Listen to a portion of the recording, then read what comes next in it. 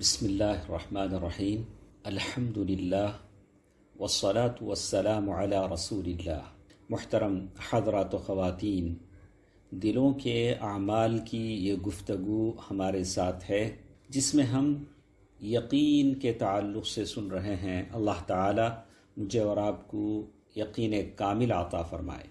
کل کے درس میں بہت ساری باتیں ہم نے سنا کہ یقین بڑھانے کے لیے اللہ تبارک و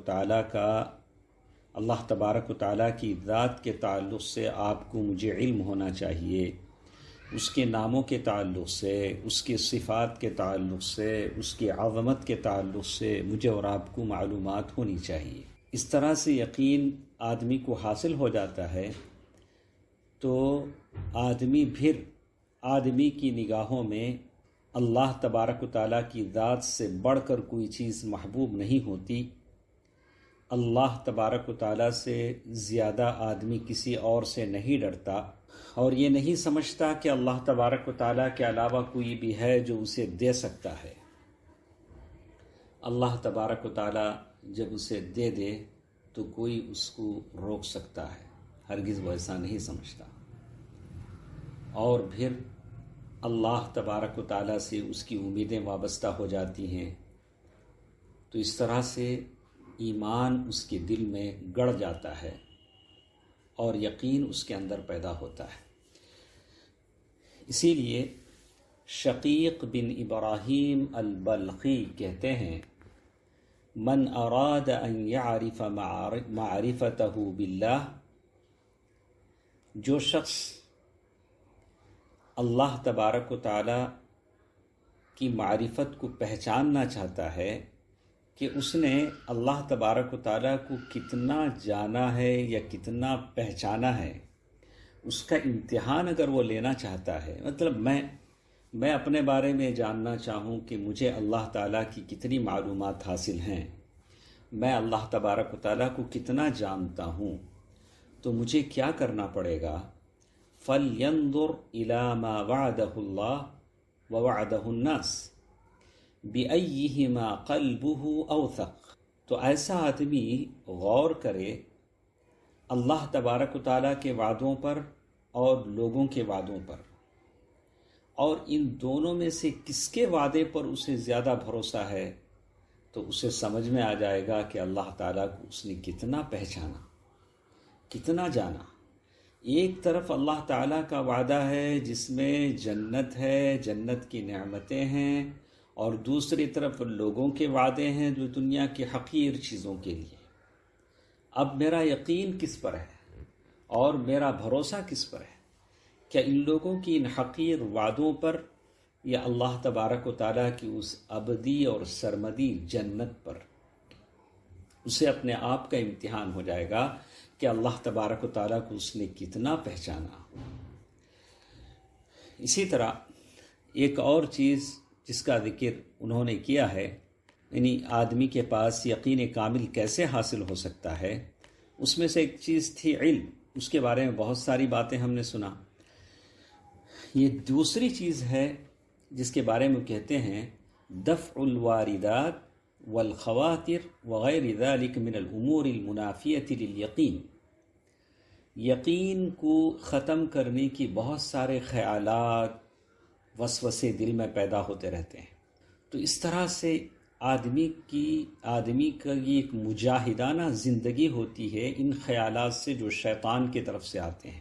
تو اس میں سے پہلا مرتبہ یہ ہے کہ آدمی ان خیالات سے، شبہات سے، وسوسوں سے لڑے جو یقین کو ختم کرنے والے ہیں، اور بہت کم لوگ ہوتے ہیں جو اس سے صحیح سلامت بچ سکتے ہیں، اس لیے کہ شیطان ہے، وہ آدمی کو وسوسے میں ڈالتا ہے، شبہ میں ڈالتا ہے، اور وہ آدمی کو کوشش کرتا ہے کہ اسے وسوسے میں، شبہ میں رکھے، وسوسے میں رکھے۔ تو آدمی ان چیزوں سے لڑتے رہے، مجاہدانہ کوشش کرتے رہے، تو یہ بہت ہی اہم چیز ہے تاکہ آدمی یقین کامل کے مرتبے کو پہنچے۔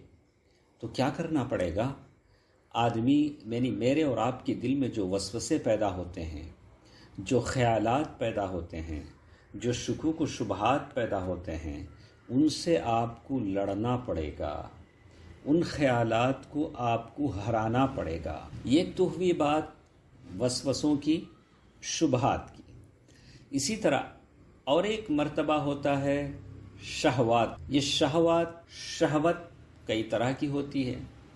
کسی کو مال کی شہوت ہوتی ہے، کسی کو پیسہ کمانے کی شہوت ہوتی ہے، کسی کو اچھے اچھے کھانے، غذا، ڈشز کھانے کی شہوت ہوتی ہے، کسی کو عورتوں کی شہوت ہوتی ہے۔ جیسے ابن القیم رحمہ اللہ نے فرمایا وَلِهَذَا كَانَتِ الْإِمَامَةُ فِي الدِّينِ، اسی لیے کہتے ہیں امام ابن القیم رحمہ اللہ زاد المعاد میں لکھتے ہیں، تو آدمی کو سمجھنا چاہیے، اس بات کو اچھی طرح سمجھنا چاہیے، جیسے شیخ ابن القیم رحمہ اللہ نے کہا کہ دین میں آدمی کو امامت کیسے حاصل ہو سکتی ہے، دین میں آدمی کو یعنی قیادت، سیادت، دین کی سرداری کیسے حاصل ہو سکتی ہے، آدمی دین میں کیسے پختہ ہو سکتا ہے، تو ابن قیم رحمہ اللہ نے فرمایا بالصبر والیقین، صبر کے ساتھ، یقین کے ساتھ۔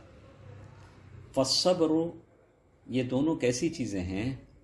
صبر آدمی کے شہوتوں کو اور فاسد ارادوں کو، خیالات کو دفع کرتا ہے، دور کرتا ہے۔